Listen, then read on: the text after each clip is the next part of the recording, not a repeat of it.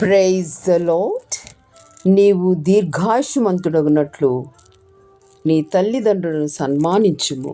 ఒక పేద విధవరాలు, అతని కుమార్తె ఒక గ్రామంలో ఉండేవారు. కూతురు పేరు ఆశ. చిన్ననాడే తండ్రి చనిపోయాడు. ఆ విధవరాలు చదువుకోలేదు కాబట్టి పొలం పనులు చేసుకొని తన బిడ్డను పోషించేది. తనలాగా తన బిడ్డ కష్టపడకూడదని చదివించింది. ఆశ కూడా తన తల్లి కష్టాలు ఎరిగినది కాబట్టి ఎంతో కష్టపడి చదివింది.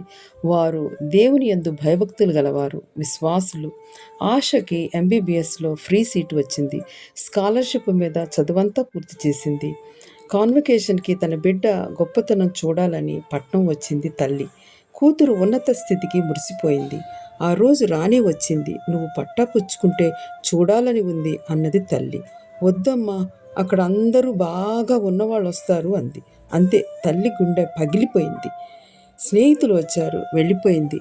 అందరూ తమ తల్లిదండ్రులతో ఫోటోలు తీసుకొని తమ ఉన్నత స్థితికి మా తల్లిదండ్రులని ఎంతో గర్వంగా చెప్పుకుంటున్నారు.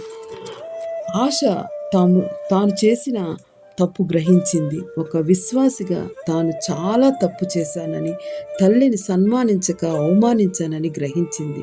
వెంటనే ఇంటికి వెళ్ళింది. ఊరికి ప్రయాణం అవుతున్న తల్లిని క్షమాపణ అడిగింది. కాలేజీకి తీసుకుని వెళ్ళింది.